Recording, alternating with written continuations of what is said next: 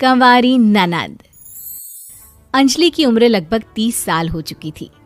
वो एक स्कूल में टीचर की जॉब करती थी। अंजलि के घर में उसकी माँ के अलावा उसका छोटा भाई और भाभी भी रहा करते थे।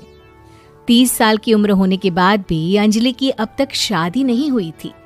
इस बात को लेकर अंजलि की माँ रुक्मिणी देवी काफी परेशान रहा करती थी। माँ, मैं स्कूल जा रही हूँ, जरा मेरा टिफिन तो दे दीजिए। अब क्या पूरी जिंदगी मैं तुझे टिफिन बनाकर देती रहूंगी?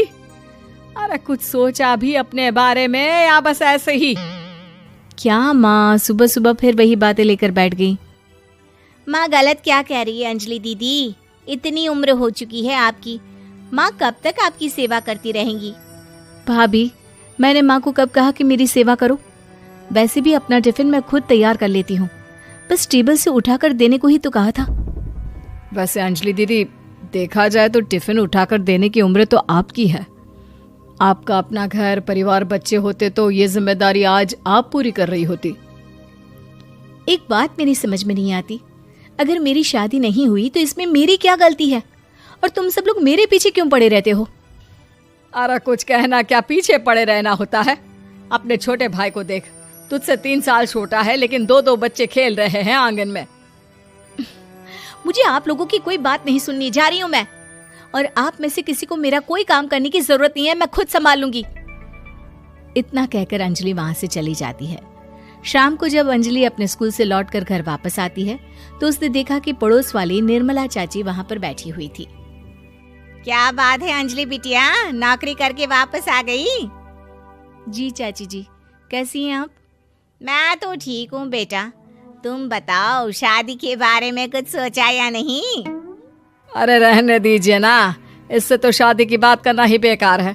कुछ भी कहो तो गुस्सा करती है, बात बात पर आंखें दिखाती है। माँ, आप ऐसा क्यों कह रही हैं? मैंने कब आप पर गुस्सा किया? अरे अंजलि बेटा, तुम्हारी माँ ठीक ही तो कहती है। 30 की होने आई हो, अब तुम्हें भी शादी वादी कर लेनी चाहिए। चाची जी, आप तो ऐसे कह रही हैं जैसे शादी करने से मैंने मना किया हो। रहने दीजिए निर्मला चाची, हमारी अंजलि दीदी को अभी तक उनकी पसंद का दूल्हा नहीं मिला ना, इसीलिए वो शादी नहीं कर रही। भाभी, ऐसी कोई बात नहीं है। अरे तो फिर क्या बात है? तुम्हारी माँ ने तुम्हारे लिए इतने रिश्ते ढूंढे लेकिन तुम्हें कोई पसंद ही नहीं आता। क्या है ना चाची जी, हमारी ननद रानी नौकरी जो करती है ऐसे ही थोड़ी ना किसी को पसंद कर लेंगी। अरे भाई, नौकरी का घमंड है तो बात अलग है, कोई और बात हो तो बताओ, कोई रास्ता निकाला जाए। नहीं चाची जी, कोई बात नहीं है, बस मुझे अभी तक अपनी पसंद का कोई मिला नहीं है। सुन लिया आपने? इस लड़की के तो पर निकल आए हैं और इतनी उम्र में अपनी पसंद का कोई मिलेगा भी नहीं इसे। माँ, आप मेरी शादी को लेकर हमेशा मुझे ताने क्यों मारती रहती हैं? अपनी माँ की बातें तो ताने लगती है। ताने हैं? बताओ, मैंने कुछ गलत कहा क्या? देखो, ये सब छोड़ो, मेरी दूर की बुआ का बेटा है, उसकी अभी शादी नहीं हुई है, उम्र होगी कोई 34-35 साल। आप कहें तो बात आगे बढ़ाऊं? अरे हाँ, क्यों नहीं, ये भी कोई पूछने की बात है। अरे जल्दी से लड़के को यहाँ बुला लो। माँ, आप मुझसे पूछे बिना मेरी शादी की बात करने जा रही हैं और मेरी उम्र 30 भी पूरी नहीं हुई है। निर्मला चाची कह रही है कि वो लड़का 35 साल का है। अंजलि दीदी, आपको क्या लगता है इस उम्र में कोई फिल्म का हीरो आएगा आपके लिए? देखिए, अब पसंद और नापसंद की बात तो रहने दीजिए, पसंद करने की उम्र तो आपकी निकल चुकी। अब तो जो भी मिले उसी से शादी कर लीजिए, इसी में भलाई है। तेरी भाभी बिल्कुल ठीक कह रही है। अब जैसा रिश्ता मिले उसके लिए हाँ कर देना, ताकि हम भी गंगा नहाए। ठीक है, चलिए मैं उस लड़के को कहती हूँ, वो कल ही अंजलि को देखने आ जाएगा। अगले दिन निर्मला चाची के दूर का रिश्तेदार अंजलि को देखने उसके घर आता है। उसका नाम था अजय। अंजलि जी, तो आप नौकरी करती हैं, वो भी स्कूल में? जी हाँ, मैं स्कूल में टीचर हूँ। हमारी बेटी बहुत होशियार है।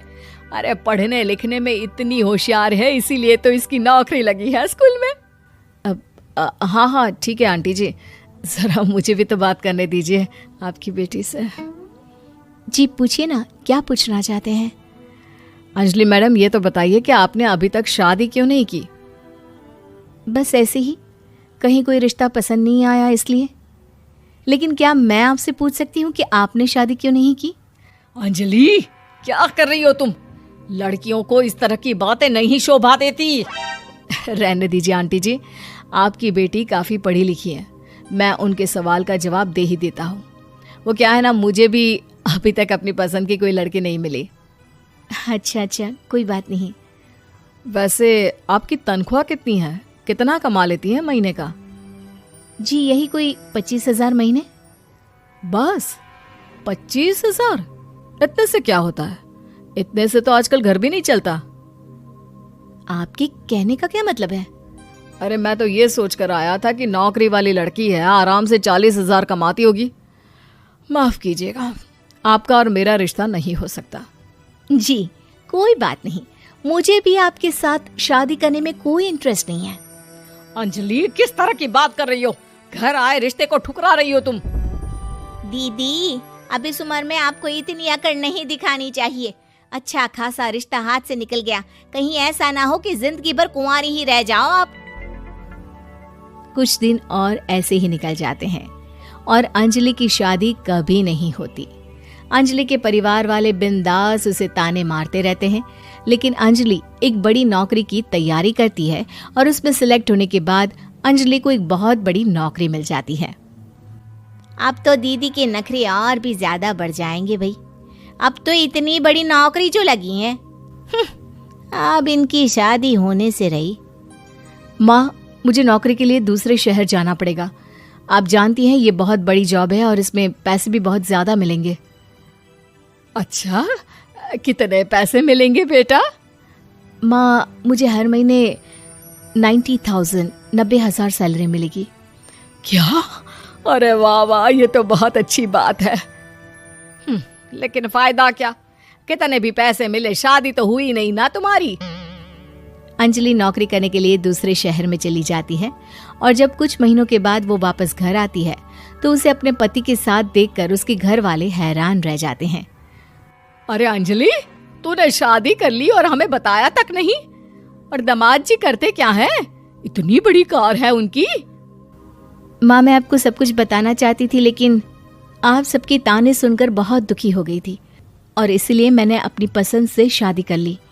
मेरे पति मेरे साथ ही ऑफिस में नौकरी करते हैं और बहुत बड़े अफसर हैं। और एक बात बताऊं माँ, आज मैं बहुत खुश हूँ।